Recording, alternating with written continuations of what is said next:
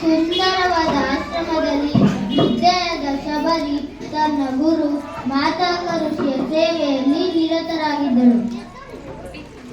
ಶಬರಿಯೇ, ಒಂದು ದಿನ ಶ್ರೀರಾಮನು ಇಲ್ಲಿ ಬಂದೇ ಬರುತ್ತಾನೆ.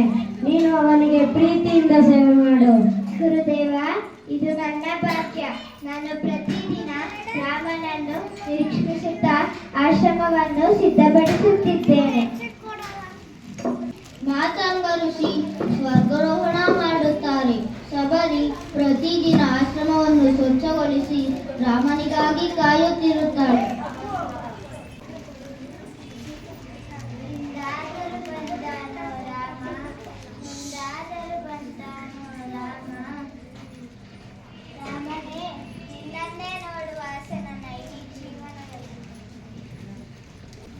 ಸುಮಾರು ವರ್ಷಗಳು ಕಳೆದರೂ ಶಬರಿ ತನ್ನ ಭಕ್ತಿಯನ್ನೂ ಬಿಟ್ಟಿಲ್ಲ.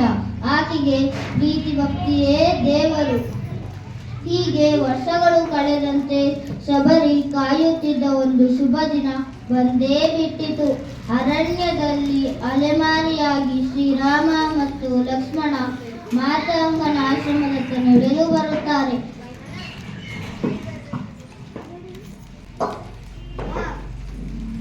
ಲಕ್ಷ್ಮಣ, ಸುಗಂಧವೂ ಪವಿತ್ರತೆಯೂ ತುಂಬಿದೆ. ಆಶ್ರಮವೋ ಇದು. ರಾಮ, ಲಕ್ಷ್ಮಣ, ನನ್ನ ಆಶ್ರಮಕ್ಕೆ ಸ್ವಾಗತ.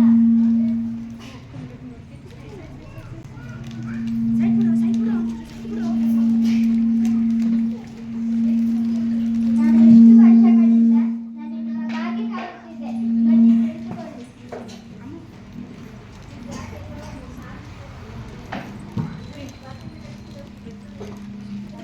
ನಿನ್ನ ಭಕ್ತಿ ಅನ್ನು ಯಾವರೇ ಕರೆತಂದಿದೆ.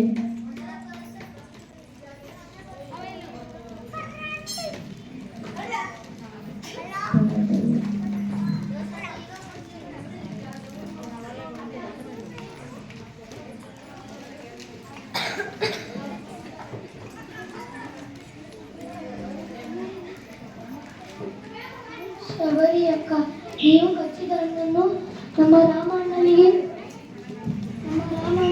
ಕೊಡುತ್ತಿದ್ದೀರಾ? ಲಕ್ಷ್ಮಣ, ನನಗೆ ಶಾಸ್ತ್ರ ಗೊತ್ತಿಲ್ಲ. ಆದರೆ ನನ್ನ ರಾಮನಿಗೆ ಕೈಯುಗಿ ಬಾರುತ್ತಿದ್ದರು ಎಂದು ಸಿಹಿಯನ್ನು ಮಾತ್ರ ಕೊಡಲು ನಾನು ಕಚ್ಚಿರುತ್ತಿರೋ ನೋಡಿ ಕಲಿಸುತ್ತೇನೆ. ಲಕ್ಷ್ಮಣ, ಈ ಹಣ್ಣಿಗಿಂತ ಶ್ರೇಷ್ಠವಾದ ನೈವೇದ್ಯ ನನಗೆ ಎಲ್ಲೂ ಸಿಗುವುದಿಲ್ಲ. ಇದರಲ್ಲಿ ಶಬರಿಯ ಪವಿತ್ರ ಪ್ರೀತಿ ಇದೆ. ಶಬರಿಯ ನಿನ್ನ ಭಕ್ತಿ ಅಮೋಘ. ಶಬರಿಯೇ, ನಿನ್ನ ನಿಸ್ವಾರ್ಥ ಭಕ್ತಿ ನನ್ನನ್ನು ಮೆಚ್ಚಿಸಿದೆ. ನಿನ್ನ ಶಬರಿಯಲ್ಲಿ ರಾಮನೇ, ನಿನ್ನ ದರ್ಶನವೇ ನನಗೆ ಪರಮ ಫಲ. ಅಂತೆಯೇ ಶಬರಿ ಮೋಕ್ಷವನ್ನು ಪಡೆಯುತ್ತಾಳೆ.